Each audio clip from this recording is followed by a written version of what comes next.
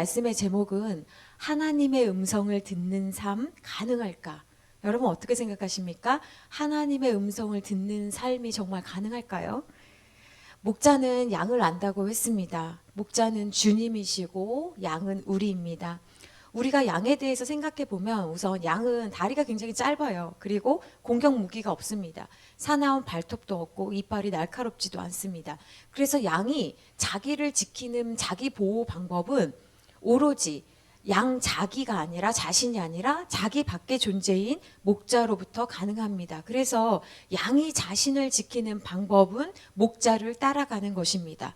성경은 종종 우리를 양이라고 하고 예수님을 목자라고 말합니다. 우리가 우리 자신을 지키는 방법은 목자의 음성을 듣고 따라가는 길밖에 없습니다. 오늘 우리가 함께 읽은 말씀 요한복음 10장 27절 말씀 다시 한번 읽을까요? 시작. 내 양은 내 음성을 들으며 나는 그들을 알며 그들은 나를 따르느니라. 아멘. 이 말씀을 이해하시기 위해서는 이스라엘 사람들의 그 문화를 좀 이해하실 수 있어야 되는데요. 이스라엘 사람들은 밤이 되면 목자들이 자기가 맡은 양떼를 데리고 마을의 공동우리에 양들을 몰아넣고 집으로 돌아갑니다. 그러면 밤에만 양들을 지키는 문지기가 있는 거예요. 그래서 그 문지기가 양떼들을 지키고 다음날 아침이 되면 각자 목자들이 와서 양들의 이름을 부르는 거예요. 그러면 양들은 자기 목자의 음성을 잘 듣고 있다가 목자가 부르면 가는 겁니다. 어느 한 마리도 갑자기 사긴 밤에 자기를 지켜준 문지기가 좋다고 그 옆에 있겠습니다 하고 버티는 양이 없습니다. 목자가 부르면 좀 귀찮아도 아니면 좀 자고 싶어도 아니면 좀 놀고 싶어도 부르니까 따라 나옵니다. 이게 양인 거예요. 그러니까 양이 할 일은 목자의 음성만 식별하면 됩니다. 이건 굉장히 어렵지가 않은 거예요. 그런데 여러분 우리는 어떨까요? 우리는 하나님의 음성을 듣는 일이 처음 듣는 분들도 계실 것이고 왜 일이 어려울까? 이런 이야기를 한 번도 들어본 적이 없기도 하고 그러면 우리가 생각해야 되는 것이 무엇이냐면 도대체 왜 우리는 하나님의 음성을 듣지 못할까? 이 부분에 대해서 생각해야 되는데요. 첫 번째는 하나님의 음성을 듣는 일을 특이한 일, 나랑 상관없는 일, 있을 수 없는 일로 여기기 때문에 그렇습니다. 여러분 하나님의 자녀가 하나님 아버지의 음성을 듣는다는 것은 이상한 일이 아니고 지극히 정상적인 일입니다. 우리는 언제나 하나님의 음성을 들으며 살아야 합니다. 이것은 은사가 아닙니다. 특별히 몇 사람에게만 주시는 은사가 아니라는 거예요. 자녀라면 하나님의 음성과 하나님의 뜻을 알 수 있다라는 것을 여러분들이 기억하셔야 됩니다. 그런데 두 번째 중요한 이유가 있는데요. 우리가 하나님의 음성을 듣는다고 할 때 그 음성을 보이스로만 생각하기 때문에 난 안 들리는데요? 라고 생각한다라는 거예요. 하나님의 음성을 듣는다는 것은 소리만이 아닙니다. 물론 소리는 귀로 듣는 거잖아요. 성경에 보면 사무엘에게 하나님은 소리로 말씀하셨습니다. 그러나 모든 사람에게 하나님은 소리로 말씀하시지만은 않는다는 거예요. 이것을 꼭 기억하셔야 됩니다. 그래서 우리가 하나님의 뜻을 구하고 하나님의 음성을 듣는다라고 할 때 소리로만 말씀하시지는 않는구나라는 것을 깨닫게 되면 어떻게 됩니까? 굉장히 자유하게 되고 그 지경이 넓어지는 겁니다. 제가 고1 때 하나님을 만난 다음에 제가 엄청나게 울었던 일을 저는 늘 기억을 하거든요. 저는 빨리 돈을 벌어서 집을 나와야겠다라고 생각을 했기 때문에 돈을 벌려면 상업계 고등학교를 가야 된다라고 생각했어요. 그래서 아무에게도 말을 하지 않았지만 순전히 내 뜻이었고 선생님도 말렸고 부모님도 말렸지만 저는 제 속마음을 아무에게도 비치지 않고 이 집을 좀 떠나야겠다라는 생각을 했습니다. 그리고 돈 벌어서 내가 다시는 집으로 돌아가지 않을 것이다 라는 생각을 했단 말이에요. 근데 제가 고1 때 우연하게 우연이지만 또 하나님께서 작정하셔서 하나님께서 저를 인격적으로 만나 주셨어요. 그래서 제가 고1 때 진짜 하나님께서 살아계시구나 라는 것을 제가 깨닫게 되었거든요. 그때 제일 먼저 드는 생각이 내가 여기 있을 사람이 아닌데 내가 공부하고 싶은 사람이었는데 내가 내 뜻을 구해서 내가 잘못된 자리에 있구나라는 생각을 했습니다. 상업계 고등학교가 나쁘다는 이야기가 아니에요. 저는 그냥 돈을 벌고자 하는 생각만 가지고 하나님께 여쭙지도 않고 제 마음대로 제가 있는 곳이 이게 하나님께서 계획이 있으실 텐데, 나에 대한 하나님의 뜻이 있으실 텐데, 내가 엉뚱한 일을 했구나, 내가 세월을 낭비했구나, 이런 생각이 들었어요. 그래서 그때 저에게는 굉장히 그것이 중요한 결정이고 경험이어서 하나님 앞에 어떻게 기도했냐면, 하나님, 제가 이제 중요한 결정을 할 때는 주님께 허락받고 하겠습니다. 왜냐하면 저는 하나님의 뜻에 대해서 너무나 순종하기를 원했고, 그러나 하나님의 뜻을 가르쳐주는 사람들이 많지 않았기 때문에 어떻게 해야 될지를 모르겠는 거예요. 그래서 저는 고1 때부터 취업이 아니라, 하나님, 제가 무엇을 할까요? 제 인생을 어떻게 살아가면 좋을까요? 라고 생각을 했습니다. 상고에 들어갔으니까 당연히 졸업하면 직장에 가는 게 맞습니다. 저도 직장에 들어갔어요. 그럼에도 불구하고, 하나님, 어떻게 살아야 될까요? 하나님 뜻, 원하시는 뜻은 무엇입니까? 라고 물어보기 시작했어요. 고1, 고2, 고3, 20살, 21살. 친구들은 이제 한 2년 정도 되니까 그 직장인 경력으로 좋은 대학교에 막 들어가는 거예요. 막 남자친구도 막 사귀는 거예요. 근데 저는 내가 중요한 결정을 할 때 하나님께 허락받고 하나님이 원하신 대로 하겠다라고 결정했기 때문에, 저는 내가 스스로 마음대로 막 결정하고 중요한 결정을 하고 내가 책임지는 것에 대해서 더 이상 너무 지쳤고 힘들었거든요. 그래서 고1 때부터 쭉 기도했는데, 안타깝게도 하나님께서는 제가 늘 하나님 앞에 기도하고 울고 간절하게 사모하고 구했음에도 불구하고 저의 일상은 달라지는 게 하나도 없었어요. 저는 무슨 말씀이시든지 간에, 지연아, 어디 경영대학을 가라, 또는 지연아, 뭐라고 말씀해 주시면 그 말씀에 순종할 마음이 넘쳐났는데 아무 말씀도 하지 않으셨어요. 그래서 하나님의 음성 듣는다는 것은 굉장한 시간을 필요로 했어요. 답답했어요. 너무 슬펐어요. 내가 괜히 하나님 앞에 그렇게 기도했다, 이런 마음도 솔직히 들었어요. 그러나 제 마음대로 친구들이 좋은 학교를 막 찾아가고 좋은 회사를 찾아가듯 마음대로 그렇게 움직이고 싶은 마음은 별로 없었어요. 끝까지 기다렸습니다. 20살, 21살, 22살, 23살 되는 어느 날이었나, 24살이 되는 어느 날이었나, 하나님께서는 아무 말씀이 없으셨지만 그때 간절하게 기도하고, 늘 간절하게 고1 때부터 기도했어요. 그런데 어느 날 저에게 무언가 생각나게 해주시는 그림이 있었어요. 제가 중학교 2학년 때부터 주일학교 보조교사를 하면서 아이들에게 성경을 가르쳤었는데, 교회가 너무 작고 목사님이 교육에 대한 관심이 없으셔서 전도사님도 안 계셨고 늘 똑같은 교사에 교재 하나 사주지 않으셨어요.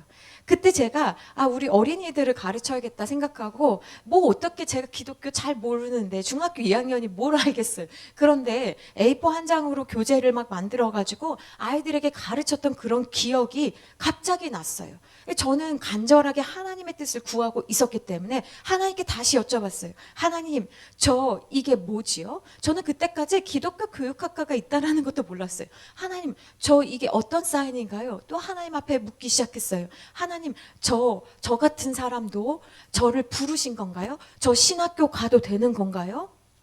그때 하나님께서 정말 단순하게 음성으로 말씀해 주시면 너무너무 좋겠지만, 그게 아니라 하나님께서 제 마음에 큰 감동을 주셨는데, 너가 원하는 것을 하는 것을 내가 기뻐한다, 내가 너의 삶을 인도한다라는 확신을 주셨어요. 저는 음성을 듣지 못했지만 하나님께서 나에게 무언가를 원하시는지를 분명히 알았습니다. 그래서 굉장히 고1 때부터 오래 기다렸다가 신학교에 드디어 25살에 입학했습니다. 저에게는 이것 자체도 너무나 안타까운 일이었어요. 제 개인적으로는 너무 늦게 갔다. 20대 가장 예쁠 때, 가장 좋을 때, 20대 초반에 나를 불러주시면 얼마나 좋았을까라는 생각을 했어요. 20살, 21살 입학한 동기들 보면서, 야, 너네들 똑바로 살아, 너네들 얼마나 행복한지 알아? 이렇게 이야기를 해도 동기들은 알지 못했어요. 늦게 들어갔기 때문에 저는 시간을 낭비하고 싶지 않아서 굉장히 열심히 공부를 했는데, 신학교 가보니까 방황하는 영혼들이 너무나 많은 거예요. 공부한다라는 것, 사역한다라는 게 생각보다 굉장히 어렵기 때문에, 또한 자기 소명에 대한 확신이 있어야만 이 길을 갈 수 있기 때문에 중도 포기하는 사람들이 굉장히 많았습니다. 졸업하는 사람들, 지금 졸업한 친구들, 동기들 선후배를 봐도 그 기수 중에 목회자로 남아있는 케이스가 10%밖에 되지 않아요.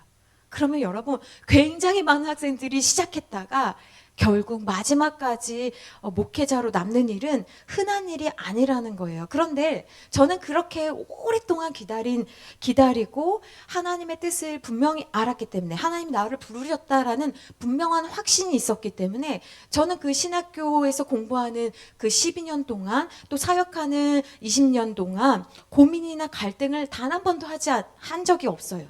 그러니까 하나님이 나를 부르셨다라는 것에 대한 의심이 없었어요. 그러니 다른 사람들은 혹시 중간에 방황하고 갈등하고 하나님 나를 부르신 게 맞나? 라고 물어볼 때 저는 한 번도 의심하지 않고 이 길을 걸어갈 수 있었다라는 거예요.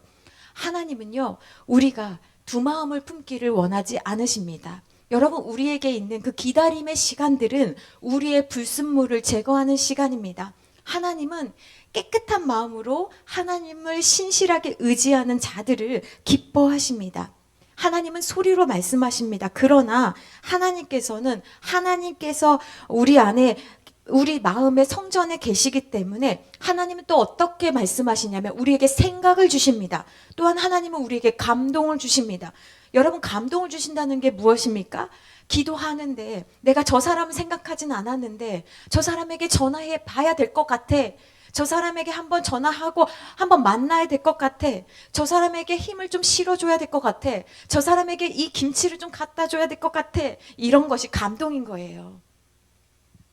하나님은 하나님의 자녀들에게 생각을 떠오르게도 하시고 감동을 주십니다. 그럴 때 여러분들이 나는 더 하나님 앞에 순종하길 원합니다 할 때 여러분, 그 감동이 또 그 생각이 나에게는 좀 물질적인 손해가 되고 육체적인 손해가 되고 시간적인 손해가 되더라도요, 그 작은 거라도 그것이 다른 사람에게 피해가 되지 않는다고 한다면 여러분, 순종하시면 되는 거예요. 그럼 그 작은 순종들이 익숙해지면서 하나님께서 나에게 원하시는 것이 무엇인지에 대해서 여러분 더 분명하고 확실하게 알게 되시는 거예요. 처음부터 아까 그 영상 보세요. 터미 했을 때 양도 잘 못 듣잖아요. 그렇죠? 그러니까 그 말씀을 가지고요, 우리가 요한복음 14장 26절 27절 말씀을 읽으실 텐데요, 화면 보시고 한번 우리 함께 합독하시겠습니다. 시작. 보혜사 곧 아버지께서 내 이름으로 보내실 성령, 그가 너희에게 모든 것을 가르치고 내가 너희에게 말한 모든 것을 생각나게 하리라. 여러분, 보혜사님은 누구십니까? 성령님이시잖아요. 성령님께서 우리 안에 계셔서 무엇을 하신다는 거예요? 너희에게 교회 관련된 것만 가르쳐 주신다는 게 아니에요. 무엇을 가르쳐 주신대요? 모든 것을 가르쳐 주신대요. 또 주님께서 말씀하신, 하나님께서 우리에게 말씀하신 그 모든 것을 생각나게 하신다는 거예요. 그러니까 누군가를 만날 때 어머, 내가 준비가 하나도 안 되는데 어떡하지? 걱정하실 필요가 있어요, 없어요? 걱정하실 필요가 없고, 단지 우리에게 하나님께서 원하시는 것은 무엇이에요? 내가 너 생각나게 할 테니까 믿고 가라. 이게 하나님께서 우리에게 주시는 마음이에요. 자, 27절 한번 또 같이 합독합니다. 시작. 평안을 너희에게 끼치노니 곧 나의 평안을 너희에게 주노라. 내가 너희에게 주는 것은 세상이 주는 것과 같지 아니하니라. 너희는 마음에 근심하지도 말고 두려워하지도 말라. 아멘. 우리 안에 계신 성령님은 우리에게 모든 것을 가르쳐 주실 뿐만 아니라 모든 것을 생각나게 하시며, 억지로, 여러분 한번 생각해 보세요. 억지로 내가 생각을 쥐어짜가지고 생각하는 게 아니라 생각이 난다라는 거예요. 그런데 이것이 성령 하나님의 사역이라고 한다면 하나님께서는요, 이것에 대한 또 하나의 표징으로 무엇을 가르쳐 주시냐면 평안을 우리에게 주신다는 것입니다. 내가 이것이 하나님의 뜻인지 어떻게 알지? 그런데 하나님께서 하나님의 자녀에게는 세상에 줄 수 없는 평안을 주신다는 거예요. 이 평안이 샬롬이지 않습니까? 근데 이 평안은 뭐예요? 내가 하나님의 뜻을 구해도요, 내 환경이 달라지는 걸 의미하지는 않습니다. 쉽게 말해서 기도해도 예배를 잘 드려도 주 안에 있어도 문제 해결이 되는 게 아니라는 거예요. 평안은 무엇입니까? 하나님께서 나에게 주신 그 말씀을 내가 순종하며 나아갈 때 주시는 내 마음의 담대함이고 강인함인 거예요. 그래서 우리는 평안함이 있기 때문에 하나님의 약속을 붙잡고 현재를 살아갈 수 있는 것입니다. 그러니 여러분들께서 내가 감동이 있는데, 내가 생각이 나는데 라고 하실 때 두 번째로 또 검증해 보셔야 되는 게 무엇이냐면 내가 평안한가라는 거예요. 사탄은 무엇을 주냐면 사탄은 우리에게 근심을 주고 두려움을 줍니다. 그거 안 하면 벌 받을 것 같아. 같이 예배를 드려도 어떤 분은 예배 빠지면은 내가 하는 일이 안 되니까 저주받을 것 같아. 그래서 예배 드리는 분 계시잖아요. 하나님은 그런 분이 아니거든요. 같이 예배를 드려도 어떤 분은 평안한 가운데 예배 드리는 분이 있는 반면 어떤 분에는 잘못 묶여서 근심하며 두려워하며 떨며 그렇게 하나님을 믿는 사람들도 있다라는 거예요. 그래서 기억하셔야 되는 게 내가 평안한가? 그래서 여러분, 하나님은 우리에게 생각을 주시고 말씀하십니다. 그런데 우리가 헷갈릴 수 있는 부분이 있어요. 그게 당연한 것은요, 우리 마음에는 여러 가지 소리가 있습니다, 여러분. 우리 내면에는 하나님께서 주시는 소리도 있지만 내가 나에게 내는 소리가 있다는 거예요. 또 사탄이 주는 소리가 있다는 거예요. 그래서 우리는 여러 가지 소리가 우리 안에 있기 때문에 분별해서 사용해야 하는 것이지, 이거 너무 골치 아프다, 머리 아프다, 그러니까 나 안 들을래 하고 그냥 마음대로 하는 게 아니라는 거예요. 저는 여러분들이 하나님께서 주시는 소리를 잘 분별하되 그 소리를 듣는 훈련을 잘해서 영적으로 여러분들이 큰 기쁨과 자유함과 능력 가운데 살아가기를 바랍니다. 그런데 여러분, 소리와 같은 현상만 치우쳐서는 안 됩니다. 왜냐하면 우리 안에는 죄가 있기 때문에 그래요. 여러분, 소리가 잘 들리잖아요. 그러면 말씀 보는 시간을, 예배 드리는 시간을요, 좀 적게 사용합니다. 그리고 내가 이상해져요. 그래서 성경에 보시면 소리가 나며 하나님의 음성이 들리면 그건 나에게 순종하라는 소리지, 말씀이지 다른 사람에게 발설하라는 것이 아닙니다. 근데 대부분 사람들이 음성 들으면 어떻게 합니까? 금방 교만해집니다. 교만하면 사탄이 튼다는 거예요. 그러니 하나님이 주신 은사를 잘 사용하지 못하면 어떻게 됩니까? 성령을 소멸하게 됩니다. 그래서 여러분, 음성을 들으시면 검증하시고 기다리시고 내가 순종할 메시지라고 여러분들이 생각하셔야 돼요. 우리 안에는 죄가 있기 때문에 말씀 듣는 것을 소홀히 여기고 그냥 자꾸 하나님께만 물어보고 싶어하는 그런 마음이 있어요. 여러분, 처음에 하나님의 소리를 음성을 듣겠다, 하나님의 말씀을 듣겠다, 하나님 주신 생각 가운데 하겠다라고 하면 이 굉장히 재미있습니다. 굉장히 기쁩니다. 저도 처음에 하나님의 음성 듣는 훈련을 할 때 제가 너무 하나님 앞에 물어보니까 하나님 아침 먹어요, 말아요? 하나님 오늘 전화해요, 말아요? 하나님 검정색 사요, 하얀색 사요? 여러 가지를 너무 하나님께서 대답할 시간을 하나님께 드리지도 않고 너무너무 많이 물어보니까 하나님께서 저에게 그러셨어요. 지연아, 그런 건 네가 결정해도 된다. 제가 깜짝 놀랐어요. 저는 그냥 다 물어봐야 되는 줄 알았거든요. 하나님께서 저에게 그거 네가 알아서 하면 돼. 그 다음부터는 제가 사과를 먹고 싶으면 사과를 먹고요. 제가 누구한테 전화하고 싶으면 그냥 믿고 전화하는 거예요. 왜 그렇습니까? 하나님을 기쁘시게 해드리고자 하는 마음이 있다가 나중에 어떻게 돼요? 그거 자체에 묶이는 거예요. 그래서 아무것도 못하고 저는 하나님이 말씀하시면 그 다음에 할 거예요 라고 하니까 하나님께서 그거 아니야. 내가 너한테 자유의지 줬잖아. 내가 너를 신뢰한다. 그래서 굉장히 자유해졌어요. 그래서 그 다음부터는 성경도 더 읽게 되고 다른 책을 읽어도 괜찮구나 하고 열심히 공부하게 됐어요. 여러분, 하나님께서는 기본적으로 우리에게 하나님의 뜻을 계시해 주시는데요. 우리가 살아가야 할 기본적인 말씀을요, 이 성경으로 하나님께서 말씀해 주십니다. 그렇기 때문에요, 우리가 하나님의 뜻 몰라요 라고 할 수가 없는 거예요. 제가 자기가 읽지 않고 깨닫지 않고 노력하지 않고 게으른 이유로 저는 하나님께서 그렇게 말씀하신지 몰랐어요 라고 말할 수 없다라는 거예요. 유기성 목사님의 예수님의 사람이라는 책에 나온 예화인데요. 사람들이 왜 주님의 뜻을 묻지 않고 결정할까라고 하시면서 뭐라고 말씀하셨냐면, 기도하면 자신의 뜻과 반대되는 일을 말씀하실까봐 기도하지 않는다는 거예요. 마치 자녀가요, 부모에게 이거 말하면 엄마 아빠가 하지 말라고 할 것 같아. 못하게 할 것 같아. 그러니까 자녀들이 어떻게 합니까? 말하지 않고 먼저 해. 그 다음에 나중에 나 이거 했어 라고 이야기를 하는 거죠. 어느 집사님이 지인으로부터 모텔을 경영하면 돈을 잘 벌 수 있다라는 말을 들었습니다. 그래서 이 집사님이 내가 이걸 해야겠다라는 마음을 가지고 하나님께 기도하기 시작했습니다. 그런데 아무리 기도를 해도 응답이 없는 거예요. 여러분 왜 그렇습니까? 이미 하나님의 말씀에 이미 안 된다라고 말씀하신 것은 여러분 안 말씀하세요. 근데 그런데도 불구하고 왜 계속 기도할까요? 내 안에 하나님께서 그럼에도 불구하고 그렇게 해라 라는 말을 듣고 싶기 때문에 계속 기도하는 거예요. 그렇게 잘못 기도하시는 분들이 얼마나 많은지 몰라요. 많은 성도들이 하나님의 말씀에 순종하기보다는 자기의 형편을 앓으면서 하나님을 설득시키려고 합니다. 여러분 우리가 무슨 말을 하면 하나님께서 우리의 말에 설득당하실까요? 절대 자기의 뜻과 계획을 포기하지 않으려고 합니다. 이것은 잘못된 기도인 거예요.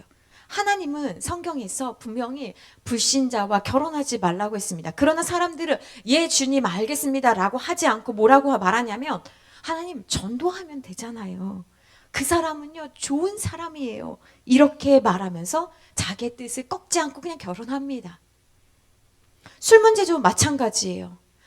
예수님은 술 취하지 말라라고 하셨고 내가 다시 올 때까지 예수님 본인도 먹지 않겠다라고 말씀하셨지만 우리는 뭐라고 합니까? 술 취하지 말라고 했으니까 마시는 정도는 되지 않겠습니까? 라고 이야기한다라는 거예요. 맥주 한 캔 정도는 괜찮잖아요 라고 말하면서 이것도 안 하면 인간관계 깨집니다. 사회생활 못해요. 주님은 사회생활 안 해보셔서 그렇죠. 21세기에 사회생활 하려면 맥주 하나는 음료수입니다 라고 얘기하는 거예요. 주의를 거룩하게 지키라 라고 주님 말씀하시면 우리는 예 주님 하지 않고 예배는 계속 있잖아요. 이건 어쩔 수 없는 일이에요. 제 생계가 달린 일이라고요 하면서 따르지 않습니다. 여러분 하나님께서 우리에게 기록된 말씀을 주신 이유는 우리가 잘 사는 길입니다. 우리가 살 길이고 생명을 얻는 길이고 우리가 부유해지는 길입니다. 하나님의 말씀은 기록된 말씀, 선포된 말씀, 계시된 말씀이 있습니다. 지금 제가 여러분들에게 말씀드리는 말씀은 기록된 말씀입니다. 이 기록된 말씀은 성경 말씀 자체입니다. 순도 100%로 이 책은 하나님의 말씀입니다. 그러므로 여러분 영이 건강해지고 하나님의 말씀을 가까이 하고 읽고 듣고 지키기 위해 온 힘을 다해야 됩니다. 말씀을 들으면 우리의 사고는 균열이 일어납니다. 틈이 생겨요. 충격을 받습니다. 왜 그러냐면 말씀은 도끼이기 때문에 그래요. 그래서 말씀을 들을 때 사람이 바뀌고 변화되는 것입니다.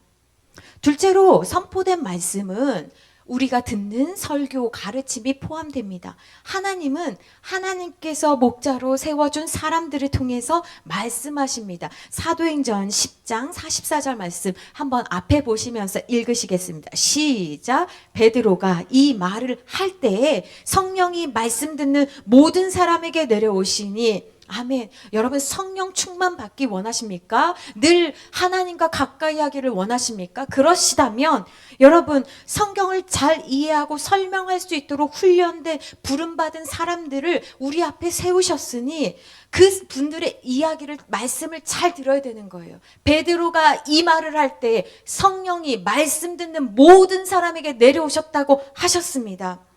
사람의 음성을 잘 듣는 사람이 하나님의 음성도 잘 들을 수 있습니다. 내가 정말 하나님을 사랑하는 사람인가를 알기 원한다면 먼저 하나님께서 세우신 사람들의 건의에 순종하며 귀를 기울일 수 있어야 합니다. 요즘은 건의가 떨어진 시대를 살아가고 있습니다. 옛날 목사님들은 배고파서 힘들었다고 한다면 요즘 목회자들은 건의가 없어서 힘이 듭니다.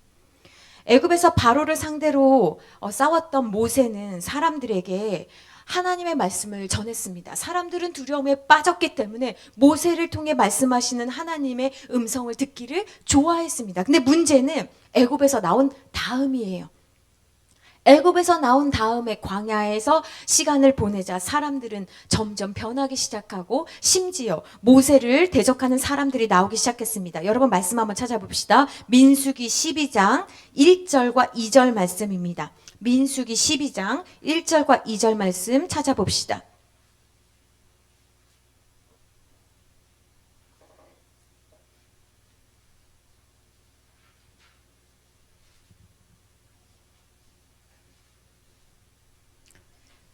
민수기 12장 1절 2절 말씀.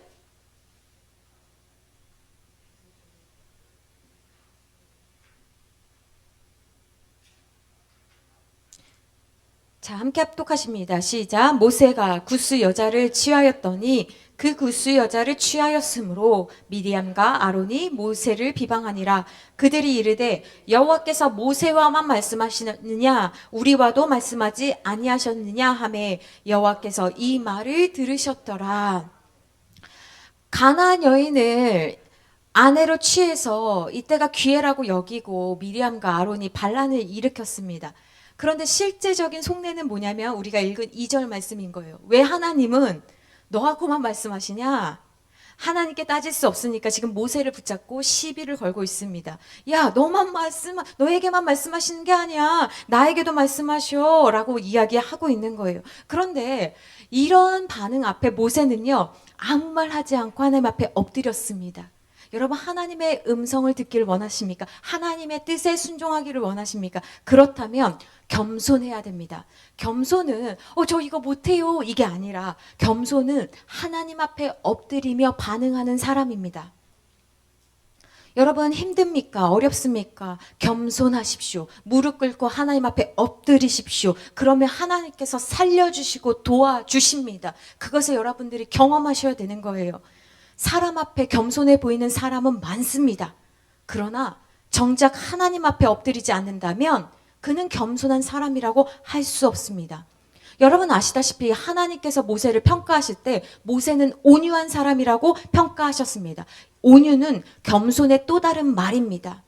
하나님은 오늘도 하나님의 사람들을 통해서 말씀하십니다. 그러므로 때때로 이 사람이 적합하냐 안 적합하냐가 아니고 누구를 세웠느냐의 문제가 아니라 하나님께서 세운 사람들을 통해서 나는 하나님의 소리를 잘 듣고 있는지를 점검해 보셔야 합니다. 또 다른 겸손의 인물 한나를 한번 생각해 봅시다. 한나는 자녀를 낳고 싶어서 성전에 와서 하나님 앞에 간절히 기도했습니다. 엘리는 그런데 이 기도하는 한나에게 와서 이렇게 이야기합니다. 너 술 먹은 거 아니야? 너 언제까지 술 먹고 교회 올 거야? 이런 이야기를 하는 거예요.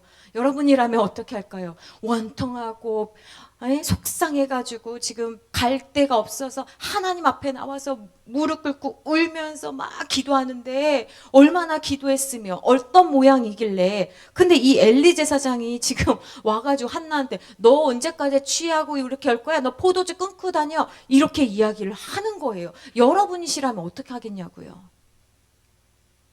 여러분이라면 어떻게 하시겠습니까? 오늘 잘 만났다. 나 그렇지 않아도 기분 나빠가지고 오늘 한 놈만 잡혀라 했는데, 나 어차피 이제 다닐 생각도 없었어. 뭐 성전이 여기만 있어? 이렇게 하시겠습니까? 아니면 당신 지금 나한테 뭐라고 했어? 내가 남편 데려올 거야. 이럴 거예요. 어떻게 하시겠어요? 그런데요, 한나는 잘 넘어갔습니다. 잘 넘어갔어요. 그리고 도리어 엘리를 통해서 하나님의 축복을 받았습니다. 우리 같이 한번 읽어볼까요? 사무엘상 1장 17절 말씀 앞에 보고 읽으시겠습니다. 시작. 엘리가 대답하여 이르되 평안히 가라. 이스라엘의 하나님이 내가 기도하여 구한 것을 허락하시기를 원하노라 하니. 오늘 하나님께서 내가 생각할 때 이상한 사람이라고 생각할 수 있는 그 사람을 통해서도 말씀하실 수 있다는 것을 여러분 믿으셔야 합니다.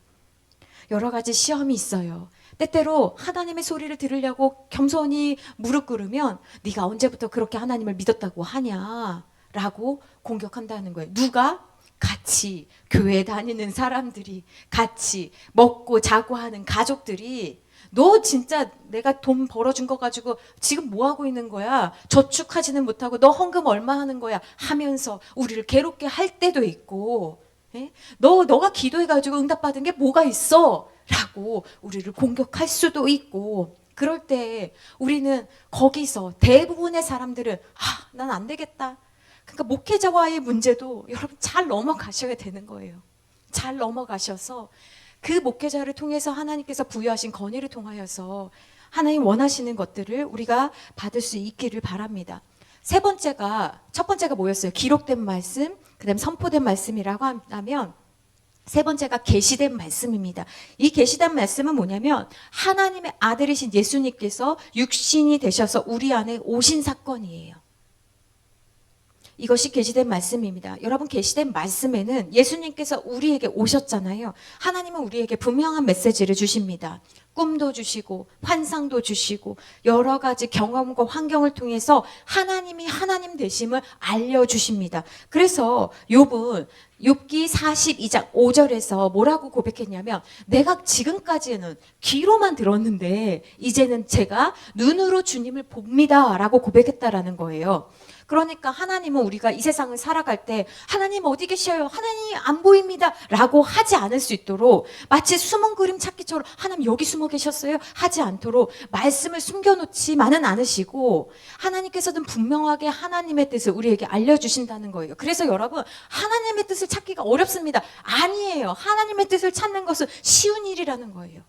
근데 문제는 그것을 방해하는 것이 있다고 했어요. 아까 말씀드린 것처럼 첫 번째 방해가, 하나님의 음성을 듣는 거는 몇 명 목회자만 하는 거야, 아니면 특별한 은사가 있는 권사님들만 하는 거야 라고 그분들의 전유물로 여기게 만드는 것이 잘못된 생각이라는 거죠. 양이 목자의 음성을 알듯이 하나님의 뜻을 아는 것은 자연스러운 일입니다. 그러므로 우리는 하나님께서 하나님의 자녀에게 이건 나의 뜻이야 라는 확신을 주시기 때문에, 여러분 제가 괜히 잘못 구했다가요, 제가 미혹당해서 다른 소리 가면 어떡하죠? 여러분 걱정하지 마세요. 하나님께서 주시는 소리는, 음성은, 말씀은, 생각은, 감동은 우리에게 확신을 분명하게 주십니다.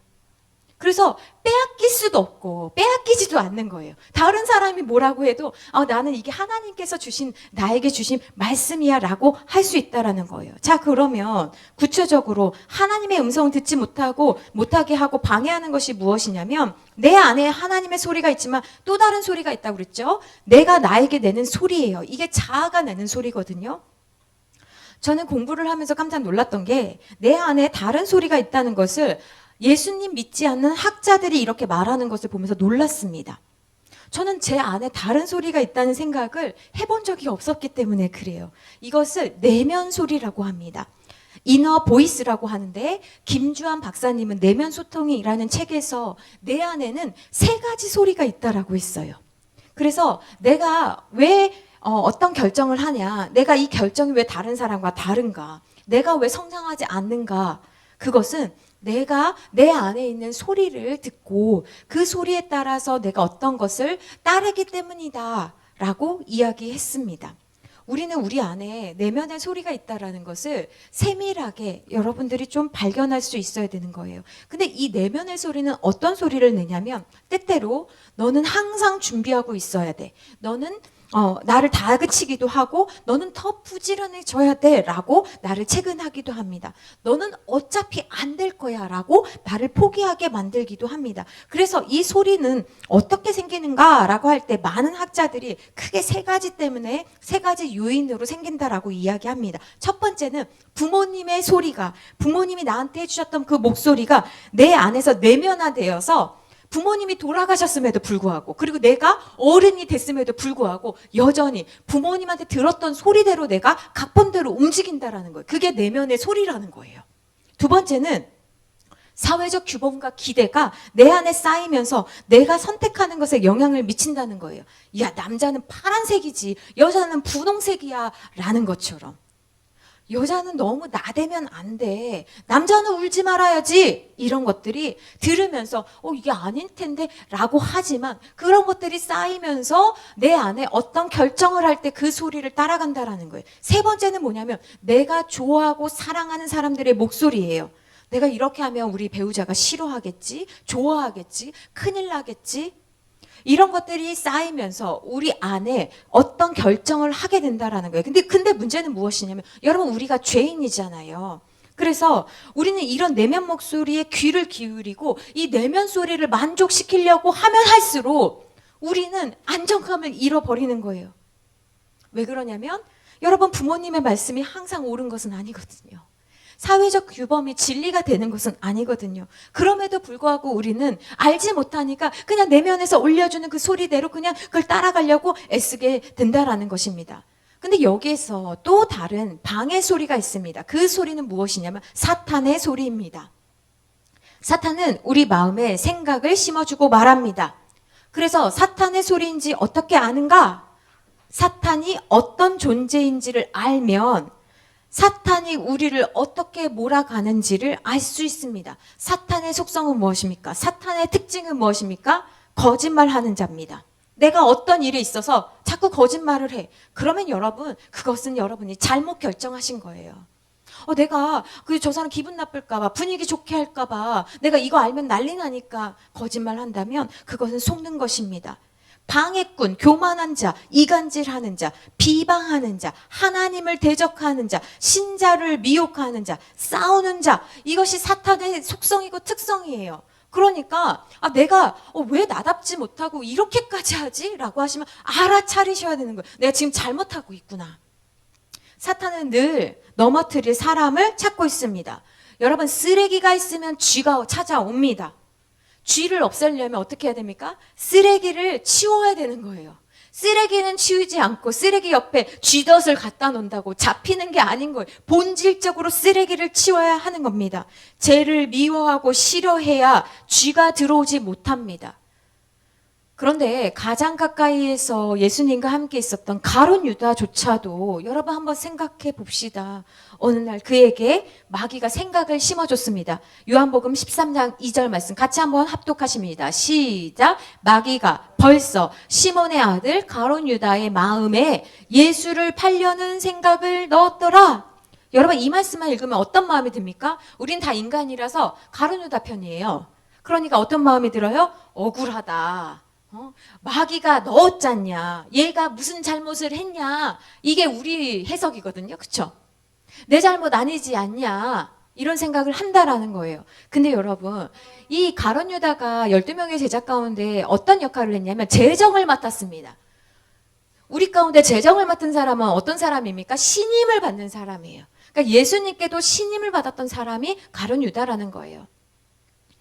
그런데 이 가룟 유다가 재정을 잘 보기도 했지만 그의 안에는 사람들이 알지 못하는 돈에 대한 욕심이 있었습니다. 그래서 요한복음 12장 6절 말씀에 보면 우리 한번 또 합독할까요? 시작. 이렇게 말함은 가난한 자들을 생각함이 아니요 그는 도둑이라 돈깨를 맞고 거기 넣는 것을 훔쳐가미러라. 여러분, 지금 그는 가룟 유다를 말하는 거거든요. 이미 가룟 유다는요 도둑이었대요. 헌금으로 들어온 거 있으면 거기 넣는 것을 훔쳐갔대요. 말은 그렇게 하지 않았는데 말은 멋지게 하잖아요. 야, 이렇게 이 돈 있으면 가난한 사람들 도와줘. 우리끼리 이렇게 하는 게 아니고 말은 굉장히 그럴싸했다는 거예요. 근데 혼자 있을 때 뭐 했다는 거예요? 동계에다가 손을 넣고 훔쳐갔다라는 거예요. 그래서 이 작은 죄가, 어찌 보면 큰 죄가, 이 도둑질로 시작된 그의 죄가 예수님을 은 30세겔에 팔아 넘기게 만든 것입니다. 하와에게 하나님의 말씀을 의심할 생각을 심어줬습니다, 사탄이. 그러니까 아무 잘못 없는데 어떤 사람 그냥 붙잡아가지고 마귀가 그냥 생각을 심어준 게 아니라는 거예요. 그래서 여러분 기억하셔야 될 게 뭐냐면 하나님은 우리를 축복하실 때 우리의 작은 것도요, 하나님은 엄청 크게 보세요.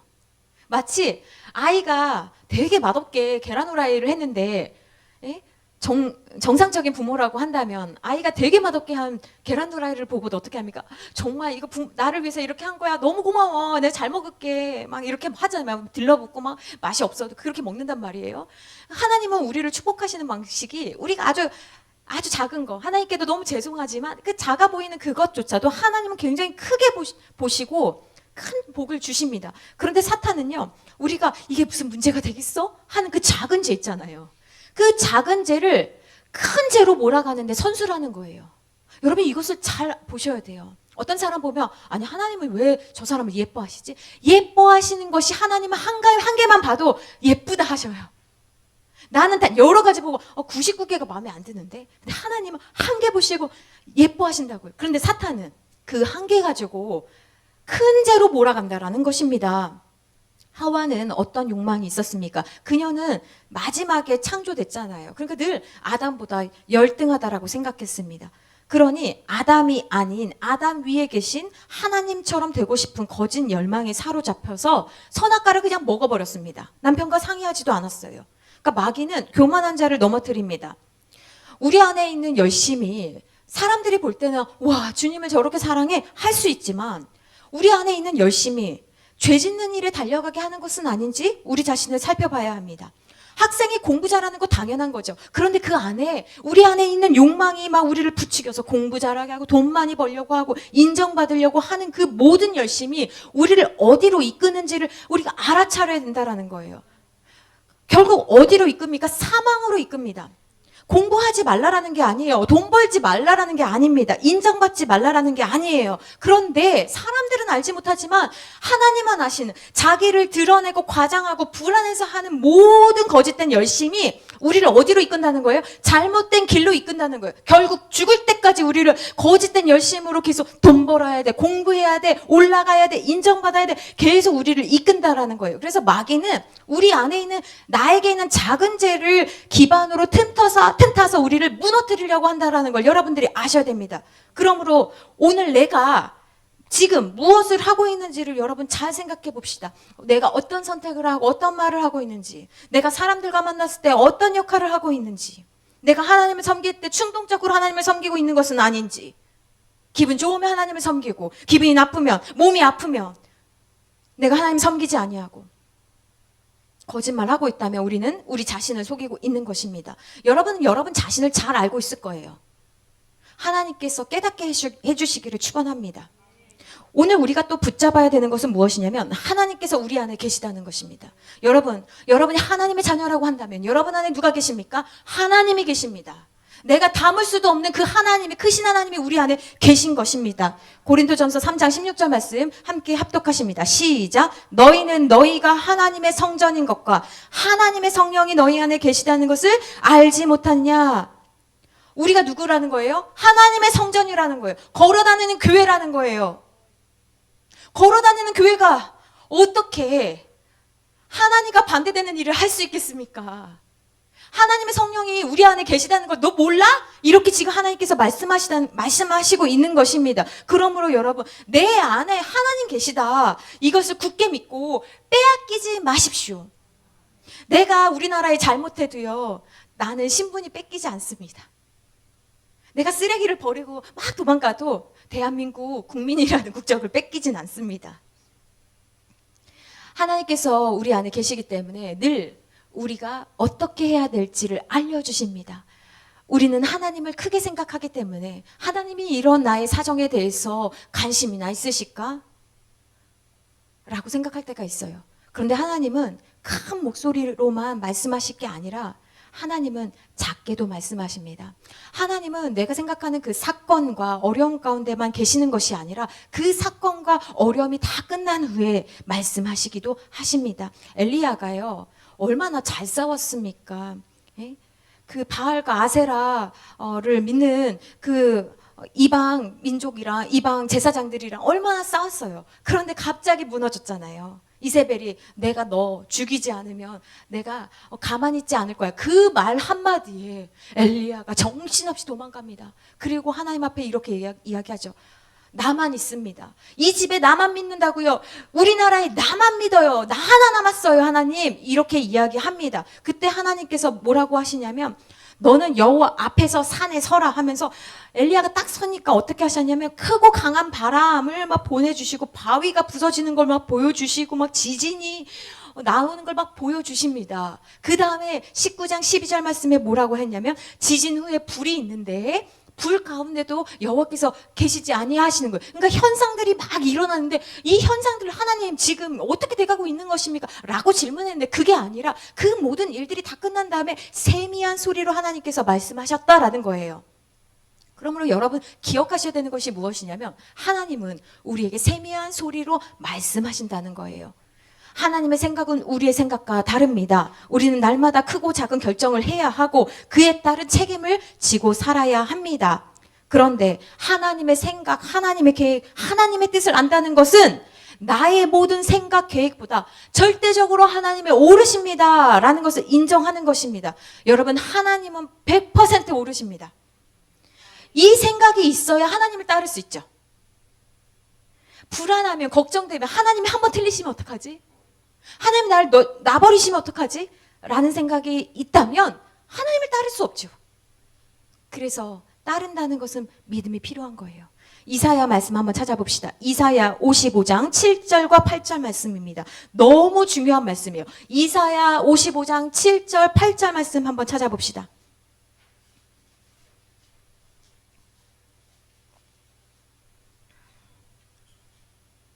제가 7절 말씀 봉독해 드리고 여러분과 8절 말씀 같이 합독하겠습니다. 악인은 그의 길을, 불의한 자는 그의 생각을 버리고 여호와께로 돌아오라. 그리하면 그가 긍휼히 여기시리라. 우리 하나님께로 돌아오라. 그가 너그럽게 용서하시리라. 8절입니다. 시작. 이는 내 생각이 너희의 생각과 다르며 내 길은 너희의 길과 다름이니라. 여호와의 말씀이니라. 악인은 네가 걸어간 그 길을 버리고 불의한 자는 네가 옳다고 여기는 그 생각을 버리고 하나님께로 돌아오라는 거예요. 왜? 하나님의 생각은 너의 생각과 다르기 때문에. 나는 너에 대해서 계획이 뜬다. 나는 너를 향한 내 길이 있어.